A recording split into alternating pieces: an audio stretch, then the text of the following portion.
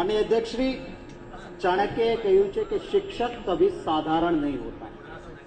એનો અર્થ એવો નહીં કે જે શિક્ષક થઈ જાય એ સાધારણ ના હોય. એનો અર્થ એ કે સાધારણ વ્યક્તિ ક્યારેય શિક્ષણ ન બની શકે.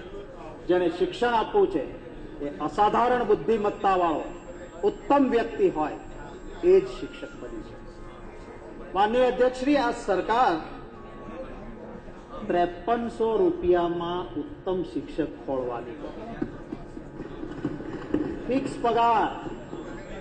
સૌરાષ્ટ્રના માનનીય અધ્યક્ષશ્રી, અહીં બેઠેલા મારા માનની ધારાસભ્યશ્રીઓને ખબર છે, અભણ વ્યક્તિ વાડીમાં દાડી કરવા જાય છે ને એ પણ 300 રૂપિયા કમાઈને આવે છે. 9000 રૂપિયા માસિક પગાર થયો અને આપણે શું 5300 રૂપિયાને આપીને એક ઉત્તમ શિક્ષક લાવવાના છીએ? ગુજરાતની હાઈકોર્ટે કહ્યું કે આ કેવા પ્રકારનું વાઇબ્રન્ટ ગુજરાત જ્યાં યુવાનોનું શોષણ કહેવાય, પૂરતો પગાર આપો. આ ગુજરાત હાઈકોર્ટે કહ્યું. આપણે એની સામે સુપ્રીમ કોર્ટમાં જઈને બેસી રહ્યા છીએ, ફિક્સ પગાર આપતા નથી. ત્યારે આપના મારફતે આ સરકારને વિનંતી કરવા માંગુ છું કે શિક્ષણનું સ્તર સુધારવું એ અત્યંત આવશ્યક છે અને એટલા માટે ફિક્સ પગાર બંધ કરો. ઇક્વલ વર્ક ઇક્વલ પે કોન્સ્ટિટ્યુશનનો સિદ્ધાંત છે. માનનીય અધ્યક્ષશ્રી, એક બાજુ 18-19 રૂપિયા લઈને જનારો માણસ અને એક બાજુ 5300 રૂપિયા, એનામાં ફ્રસ્ટ્રેશન. માનનીય અધ્યક્ષશ્રી, આ સરકાર પ્રવેશ ઉત્સવો કરે છે. મારી વિનંતી છે કે પહેલા ભરતી ઉત્સવ કરો.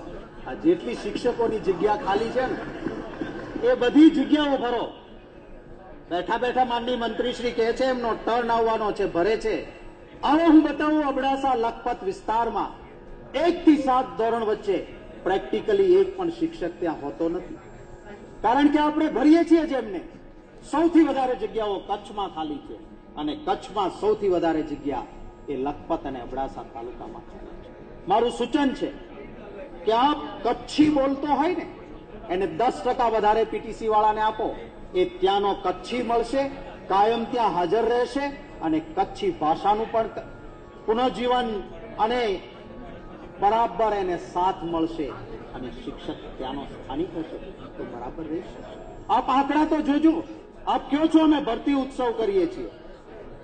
એજ્યુકેશન ઇન્સ્પેક્ટર્સ આપના